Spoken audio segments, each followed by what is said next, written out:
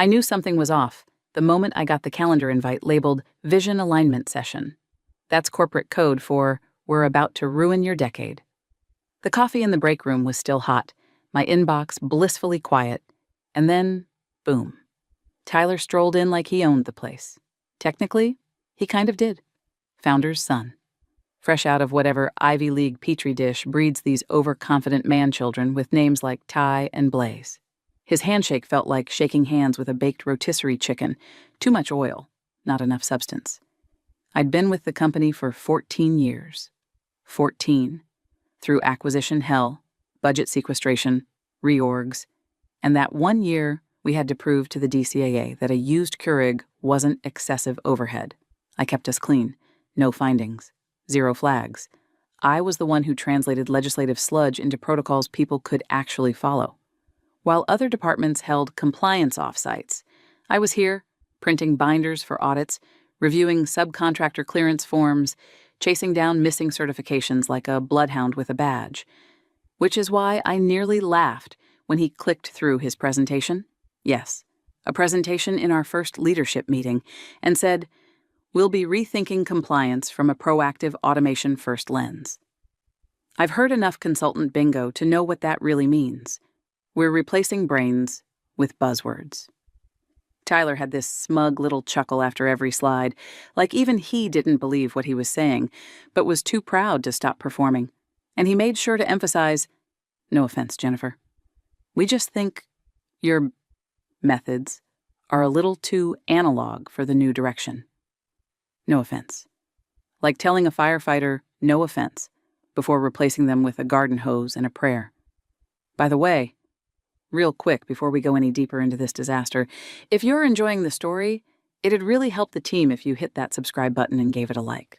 Most people listen without subscribing, and yeah, I get it. You're driving, folding laundry, or pretending to work, but it genuinely keeps this kind of storytelling alive. Okay, back to the flaming wreckage. I didn't react, didn't protest. I just crossed my arms and asked, "Is this a formal role change?" HR looked at me like I'd asked if penguins get dental. "It's transitional," they said. "We're just exploring synergies." Synergies. God help me. Within 48 hours, my office had been reassigned to someone named Marcy, who wore her conference lanyards after the conference, and I'd been moved to the front desk. The front desk. "Reception is strategic," Tyler said with a wink. "First impressions matter." I smiled, nodded, and printed a fresh copy of my employment contract. Here's the thing about being underestimated. It's exhausting when you're young, but when you're seasoned, and make no mistake, I was seasoned like a cast iron skillet. It's fuel. I watched the chaos from behind that desk like a queen in exile. People whispered, interns side-eyed me like I had some tragic backstory, and Tyler walked around like he'd invented oxygen. He replaced our in-house counsel with some guy he met at a networking event who called himself Cody with a K, and every document that came out of legal read like it had been drafted by someone who skimmed an article about the Constitution once in 8th grade. Meanwhile, I quietly maintained the compliance files. Not out of obligation, but because I knew the DCAA renewal was coming. I knew that contract language better than I knew my own Netflix password. I was still listed as the primary contract officer of record. You don't just yank that title away with a smug email and a smile. And crucially, my CPO certification, Certified Procurement Officer, was due for renewal. I told my assistant Meredith to prep the forms. She nodded, said, "On it." Then she promptly forgot. I saw the email come through. Reminder, CPO certification expiring in 30 days. I hovered over the link, thought about it, then looked out the glass office wall at Tyler pretending to explain defense spending to the founder's old secretary like she hadn't lived through 3 administrations. And for the first time in 14 years, I didn't click the link. Tyler called it a one-on-one, but it felt more like a performance review written by a chatbot on Red Bull. I walked into the glass-walled conference room at 9:01 a.m. sharp, not because I respected him, but because I wanted to see if he'd flinch. He didn't. just grinned like a smug possum, gesturing to the chair across from him like he was granting me a royal audience. "Jennifer," he began, lacing his fingers like a discount guru, "you've been here a long time. A pillar. A legacy player." Legacy. Like I was a dusty Windows 95 machine. But as we move toward a leaner, tech-empowered model, we're streamlining roles that are, well, let's say high certification, low velocity. I stared, said nothing. Just let him dig. "We've decided," he continued, tapping his iPad like that made it official, "to transition you into a more forward-facing role. Reception, you'll still be interfacing with critical stakeholders, just in a new context." Reception. The man just demoted a federal compliance officer to professional door greeter and acted like he'd handed me a promotion. I glanced at the hallway window, where a janitor was mopping the floor with more dignity than this conversation held. He must have sensed the silence was getting heavy, because he pushed forward. "Look, your alphabet soup of certifications," he waved vaguely like my degrees were contagious. "It's impressive, but the truth is, AI can handle 80% of compliance workflows now. Risk logs, audit trails, threshold validations, it's all plug and play. We've built a new contract ops team that's agile, cross-functional, and way less, legacy." I smiled, which, for me, was basically pulling the pin on a silent grenade. "That's a significant role shift," I said evenly. "I'll need that in writing." His smirk faltered. "Well, it's more of a fluid reassignment," he said. "HR will loop you in on the logistics." I did a slow nod. "Great. Then I'll wait to see the new reporting structure and responsibilities documented." That was the first crack. Tyler didn't like people asking for things in writing. Paper trails scare amateurs. But I wasn't just documenting, I was documentation. My entire career had been built on paper trails, cross-referenced and time-stamped. HR sent nothing that day. Nothing the next day, either. Just vague emails filled with interim support needs and temporary cross-functional allocation. Translation: we're trying to demote you without legally triggering a demotion. By the end of the week, my system access had started quietly evaporating. The folder I'd built for federal grant renewal? Gone. My edit privileges in the contract management system? Revoked. I couldn't even log into the platform I personally selected 6 years ago. Meanwhile, the contract ops team was a walking liability buffet. One of them asked me if FR clauses were like tax codes but for supplies. Another confused a debarment list with a delivery manifest. These were the people now managing our $340 million pipeline. I watched them from the front desk, smiled when they stumbled past, then flipped open the leather-bound notebook I'd started carrying. It wasn't for show. It was my record. Day 3. Access to cars revoked. Legal says interim restructuring. Day 6. Tyler's frat buddy, Cody with a K, drafts memo assigning me as support staff, external relations. Day 8. Still no formal title change. Meredith asks if I want to renew my CPO. I say, let's wait and see. It was like watching a car crash unfold in slow motion, except I knew the precise moment the brakes had been cut. They thought I was irrelevant. Background noise. But every mistake they made looped back to one immutable fact. My name was still on the contract. And the DCAA doesn't care about your PowerPoint. They care about who holds the certification. The beautiful part? I didn't need to sabotage anything. They were doing it for me. The receptionist desk gave me a front row seat to the unraveling of everything I'd spent the last 14 years building. And I took notes like a sports commentator at the world's slowest train wreck. The new contract ops team had set up shop in the corner conference room, which they'd inexplicably renamed the Innovation Hub, complete with a whiteboard that still had the phrase, "Who owns risk?" scrawled across it like a philosophical riddle they were too scared to answer.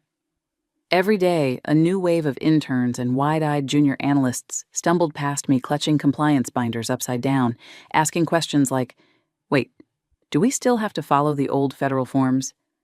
And what's a DFARS again? One particularly nervous-looking engineer leaned close while waiting for his visitor badge and muttered, They don't even know what DFARS is. Like he was confessing a murder. I just smiled and handed him his badge. The thing about being removed from power is that everyone forgets you ever had it. They think you've been scrubbed from the system, wiped clean like an old dry erase board. But unlike Tyler's Instagram feed, federal databases don't forget. I still had my login credentials for the Defense Contract Audit Agency portal. They'd never been revoked, because, officially, nothing had changed. And so, on a quiet Thursday morning, while sipping burnt break room coffee and pretending to care about a malfunctioning badge printer, I logged in. My name was still there. Jennifer Sloan, Primary Contract Officer of Record, active on Contract 34A72D. I clicked the Renewal tab, and there it was. My CPO certification, the keystone of our compliance position, was set to expire in 19 days. 19 days. That's when it clicked. Not a trap I had to build, not a revenge plan I needed to orchestrate. The trap already existed. It had been written into the contract language 2 years ago, during the last round of federal updates. It stated that all active contractors must maintain an up-to-date primary contract officer holding current CPO certification, or the entire contract becomes subject to immediate suspension upon review. And there was only one name in that clause. Mine. I hovered my mouse over the renewal button. It would have taken 30 seconds. A few clicks, a payment, a digital signature, and that would have been it. Back to status quo. Smooth sailing for Tyler's merry band of incompetence. But instead, I let the cursor drift, closed the tab, and leaned back in my chair. The office around me buzzed with artificial urgency. Printouts stapled in the wrong order, interns sprinting with coffee orders, consultants whispering in corners about clean frameworks. I watched it all like a still painting of chaos. Every mistake they made was another stroke on the canvas. And I wasn't going to lift a finger to fix it. Tyler, meanwhile, was busy prepping for his big compliance review like he was about to pitch a startup on Shark Tank. I overheard him telling legal that he wanted to dazzle the feds with his presentation-led narrative. His version of compliance prep was printing PowerPoints in landscape mode and wearing a tighter dress shirt.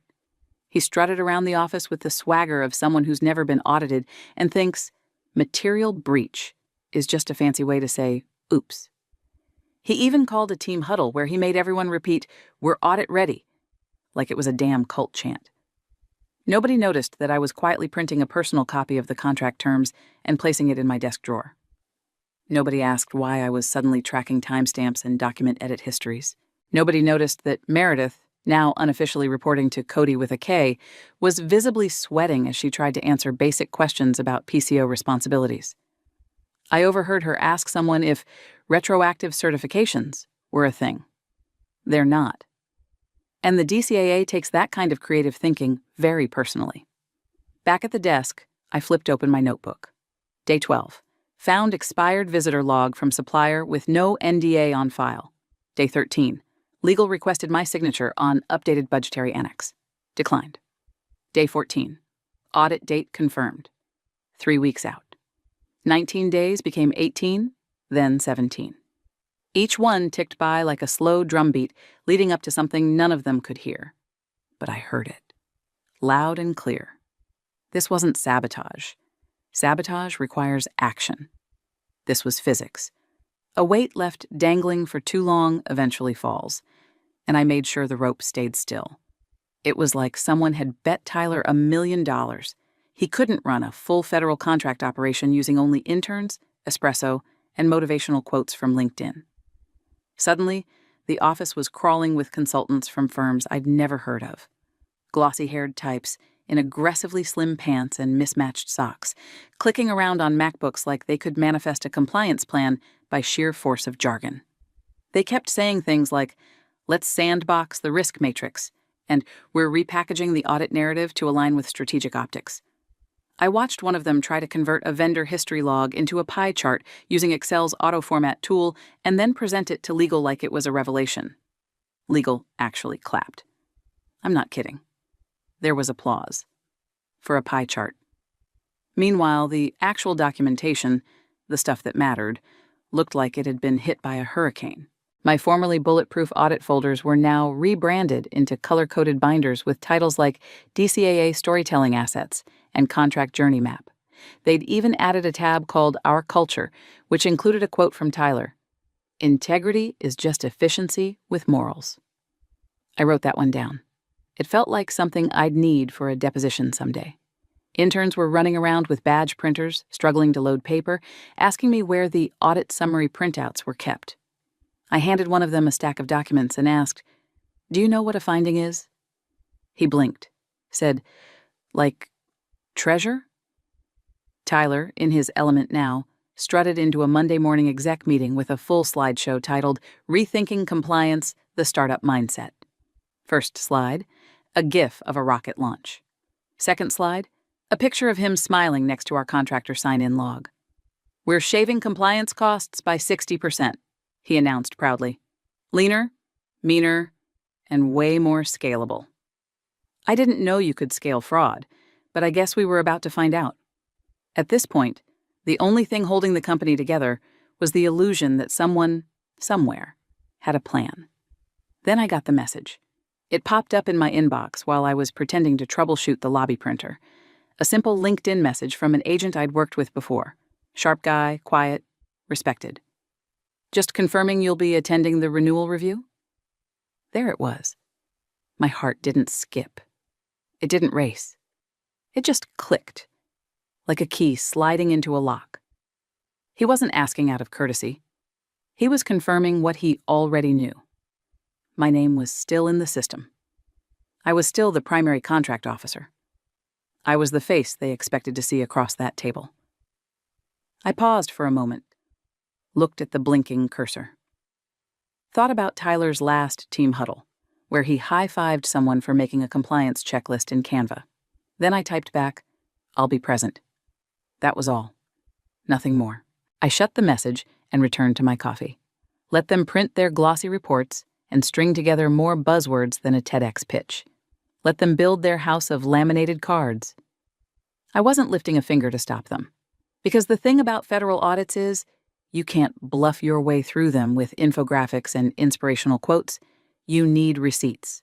And unfortunately for them, I was the receipt.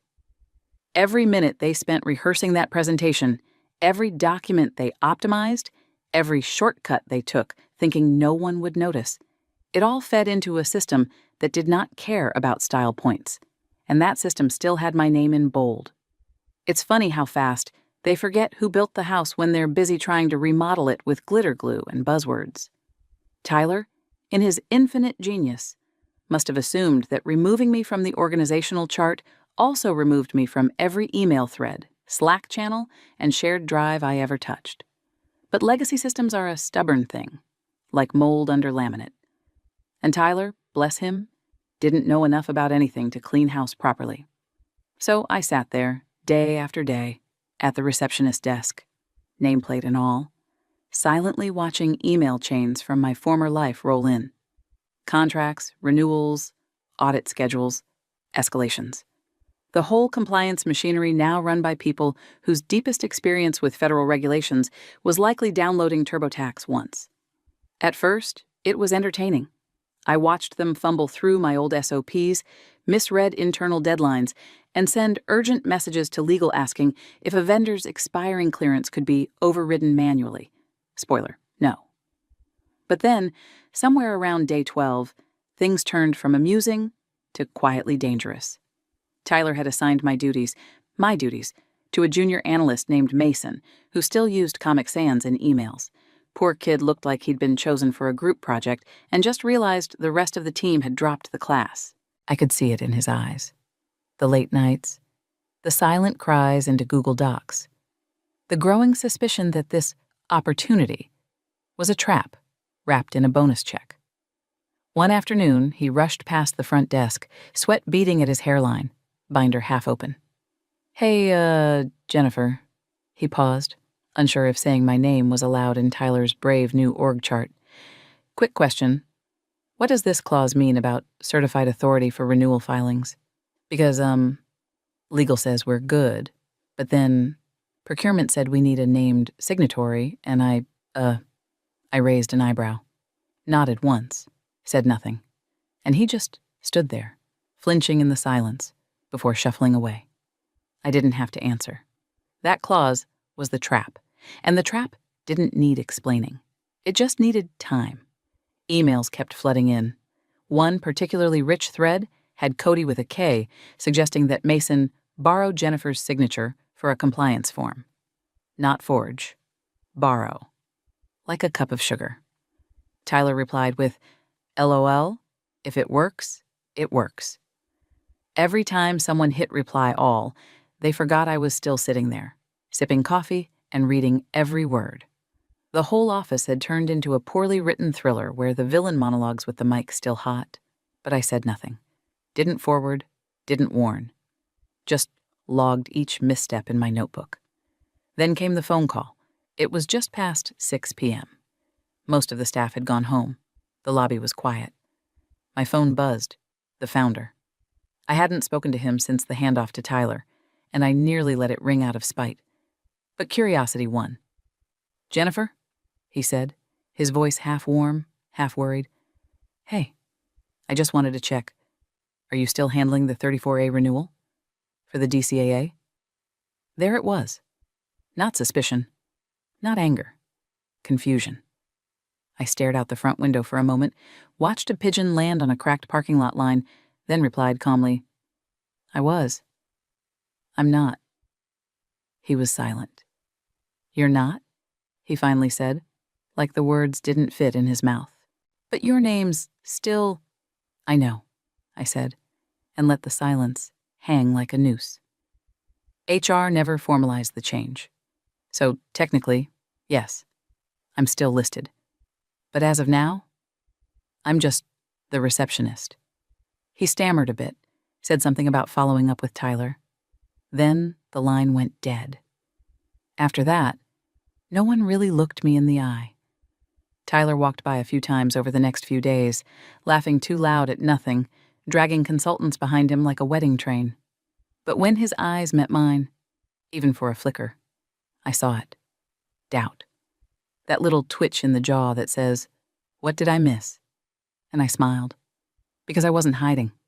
I was just present. Present like a shadow in a locked room. Present like a fact they chose to ignore until it started knocking. Present like my certification still wasn't renewed. The clock kept ticking, and they kept handing me the keys to their own funeral.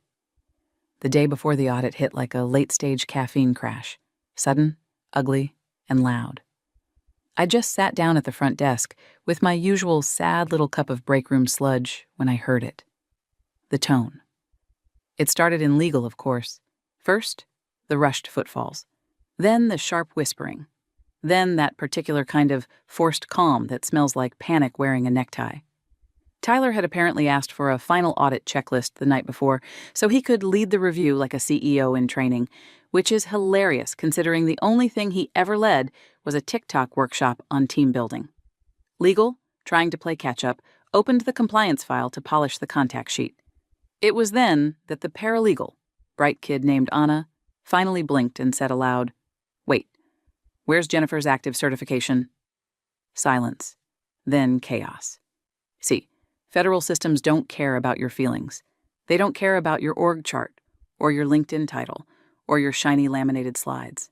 They care about expiration dates, registration IDs, and system logs.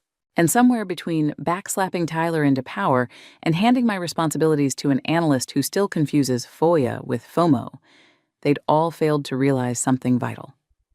My CPO certification had expired. Last night. Midnight. Locked and time-stamped by the Federal Registry. It wasn't pending. It wasn't flexible. It was gone. I heard legal tearing through the hallway, binder pages flapping like panicked wings. People were on phones, frantic typing. Someone knocked over the water cooler. HR's door slammed. Loud footsteps made their way straight toward me. HR Director Melissa, usually cool, usually polished, looked like she'd just sprinted through a sprinkler made of red tape and bad decisions. She leaned over the front desk and hissed, Jennifer, we need a moment. Of course, I said, standing slowly, straightening my blouse like I'd been waiting for this exact moment. Because I had. They led me into a conference room like I was a visiting diplomat. 3 people were already seated: Melissa from HR, Anna from legal, and Mason, the human stress ball Tyler had appointed to run compliance. All 3 had the expression of people who just realized they were standing on a frozen lake and heard the first crack. Melissa leaned in, smiled, too wide.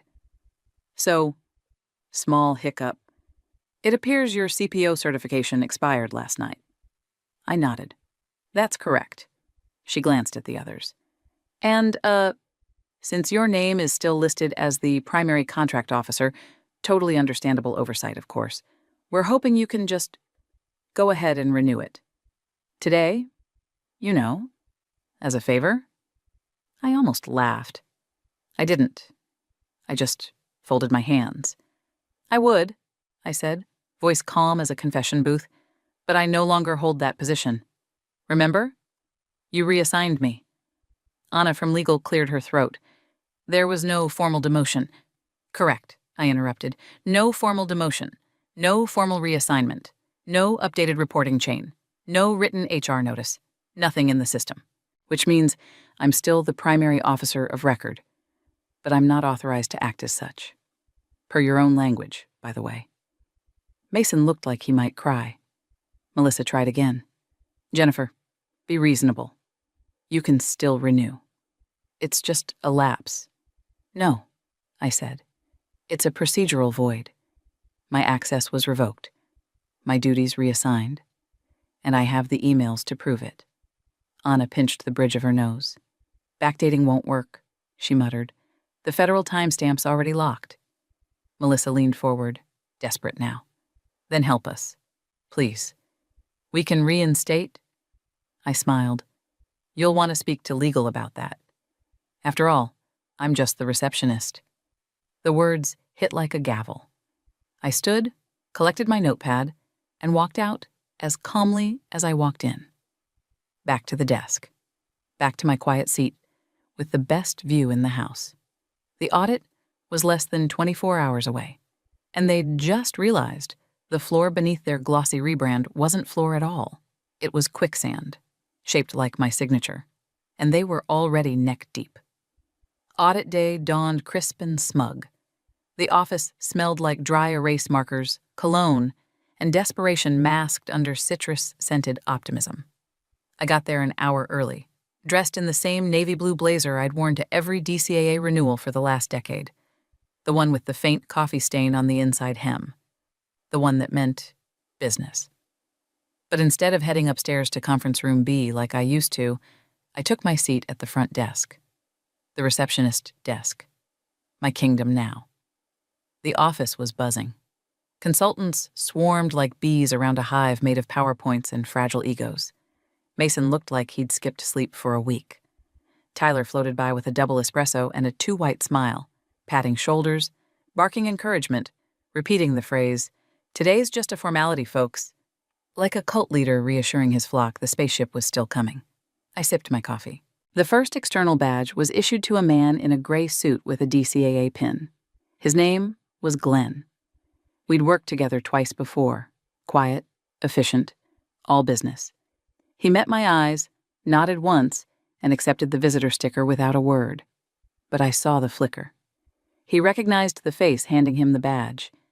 He didn't ask what I was doing at the front desk. He didn't have to. The room upstairs filled quickly. Tyler, Mason, legal, 3 consultants, 2 fresh-faced analysts who looked like they were about to pitch a startup, and Cody with a K, who wore a blazer over a t-shirt that read, "Compliance is a mindset." He tried to fist bump the auditor. Glenn blinked slowly and sat down. Tyler strutted past me on the way to the elevator, holding his laptop like it was a weapon. "You can sit this one out, Jennifer," he said, not even slowing. "We've got this." I gave him a tight smile. "Of course you do." Then I watched the elevator close behind him. The next 20 minutes moved in slow motion. I could hear the occasional muffled laugh from upstairs, chairs shifting, the soft squeak of whiteboard markers. I kept glancing at the elevator. Nothing. Then it came. A shift in the air. Not loud. Not dramatic. Just a pause.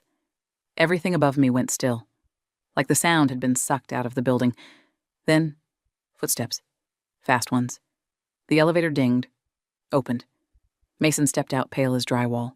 He walked past me without looking, clutching a binder with a death grip. Behind him, slower, came Glenn. His face unreadable. He didn't look at me. He didn't need to. I reached for my coffee, gripped it, didn't blink. More footsteps followed. Tyler? Legal? One consultant looking like she might throw up. Nobody spoke.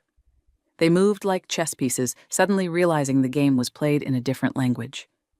Tyler's face was all angles now, his smile gone, his tan suddenly 2 shades lighter.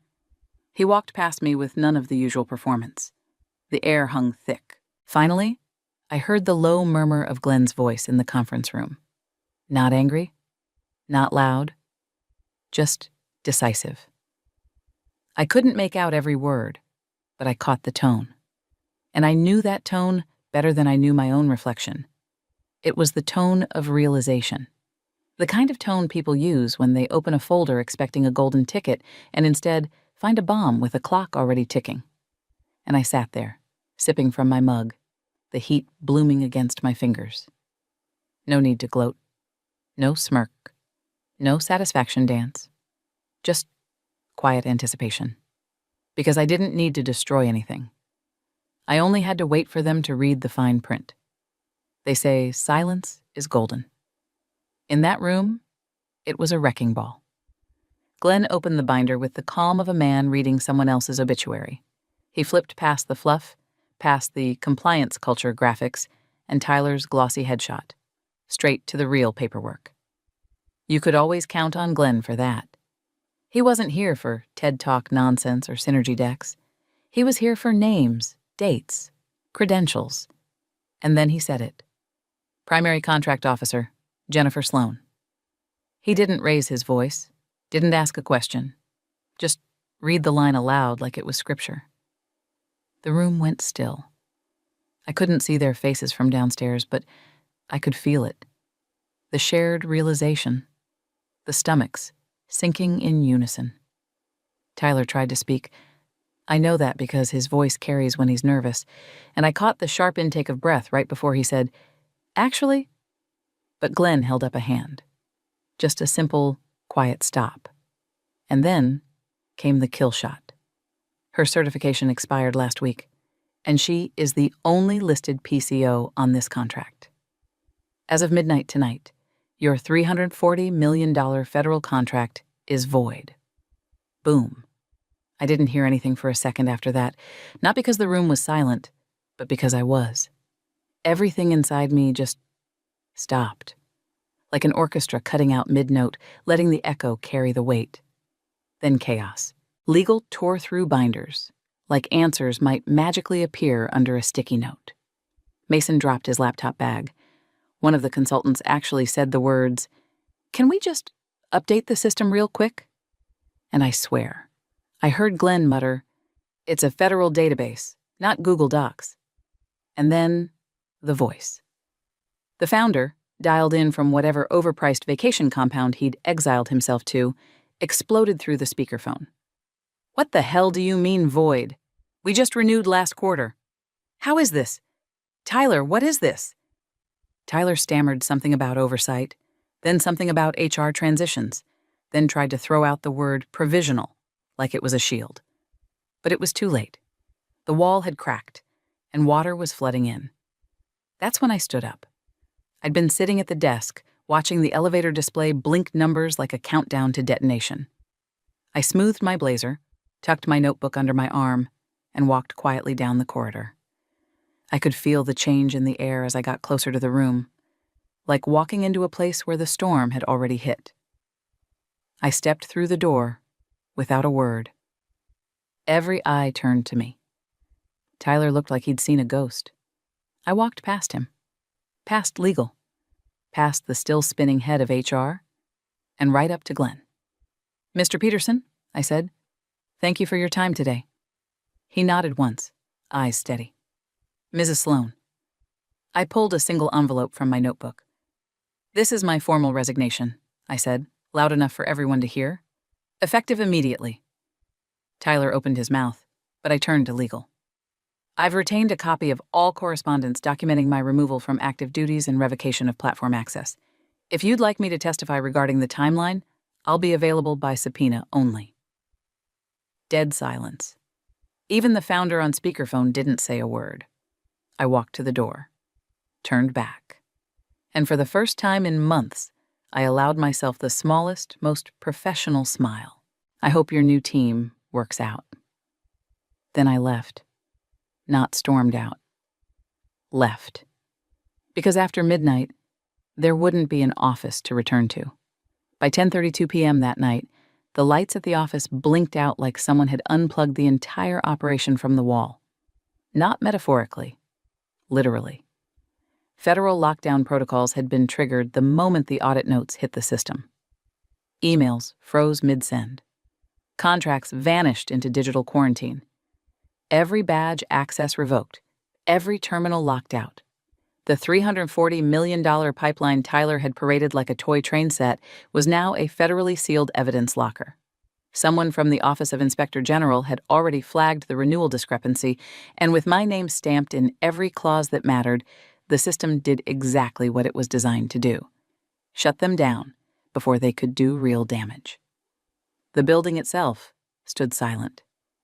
Dead. Like the corpse of a company that hadn't realized it was already bleeding out. By midnight, the founder's private jet had landed, unscheduled. He came barreling through the glass front doors in jeans and a windbreaker, his face the color of unpaid taxes. He didn't ask for a tour, didn't call a meeting. He stormed straight into the executive suite, where the ops team had been corralled like panicked cattle in business casual. Tyler didn't make it past sunrise.